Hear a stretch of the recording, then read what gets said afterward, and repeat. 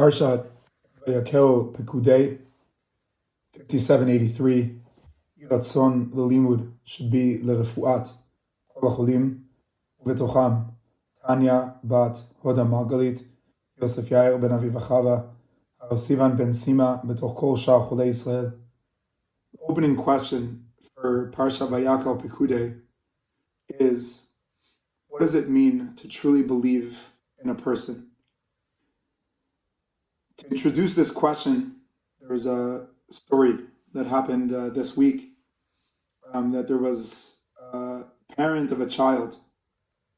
The parent was really hoping that the child would connect to tzitzit, and there was a lot of, according to what I heard, there was a lot of incentives and different things, and things were working a little bit better, a little bit worse.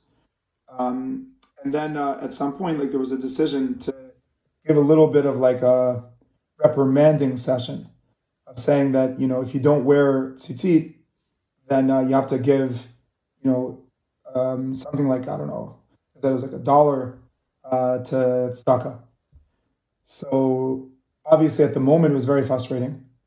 And at the end of the day, this child came over to the parent and said to the parent, I had an English assignment in school, and in the English assignment there was a question, who do you aspire to be like?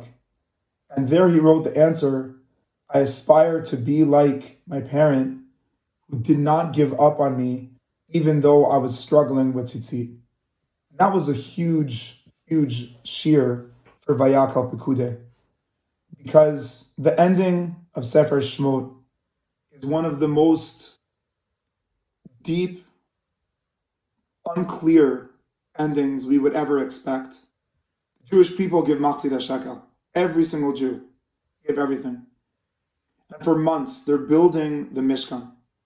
And it's beautiful, and it's ready. And the last sentence in Sefer Shemot is, V'lo yachol Moshe lavo el oel moed ki shachan alav he'anan. And Moshe Rabbeinu cannot enter into the Mishkan. And you say, Ribono shel olam, they've done everything. They've dedicated everything, money, time, effort, thought, everything they have. And the conclusion, the maskana, is v'lo yachol. He can't go in because there's a cloud. So what's this cloud? And I think that maybe we might have been in a real danger in the Mishkan. That we would start believing in places and objects more than we believe in people and subjects. And Hashem says to Moshe Rabbeinu, listen, the Mishkan is in an Anan. And the reason I'm putting an Anan on what you built so much is because I believe in you, Moshe Rabbeinu. That we opened up the question, we said, what does it mean to believe in a person? To put a cloud sometimes on the present, to force them to elevate their vision on themselves and to elevate their vision into the future. And a lot of times if they have a vision of the future, because the Anan is clouding the present, so you have to think about the future. But because you start thinking about the future, you start thinking differently about yourself and about your potential and about your abilities. And I think that this is the climax of the Geula of Sefer Shemot that we're preparing and thinking about as intro into our preparations for Pesach. That true redemption is that we become redeemers. Is that we realize that Pesach comes out in the Aviv, in the spring. And everyone asks, who cares? If it was in the winter, we wouldn't have left. It was 210 years of slavery, we would have left. But the reason that it's in the spring is to teach us that the world, even nature, that's been through winter like slavery, needs redemption like the spring.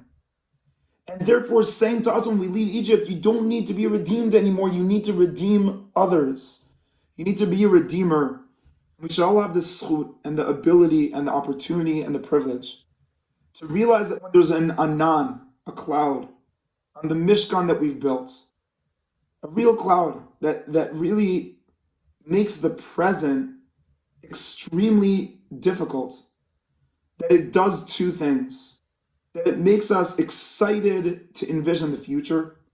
And through envisioning the future, it enables us to see that what was more important than the Mishkan was the Moshe. What was more important than sometimes the books are the learners. What's more important than success is the way we get there. And what's more important than the end zone is the journey that we go on. We should be Zocha Bezrat Hashem to realize that Sefer Shmonos took us on a journey from being slaves to not only being redeemed, but to be redeemers that do not need any objects. We do not need anything in the present to believe in our ability to change things and to have vision and perspective for where things could end up in the future.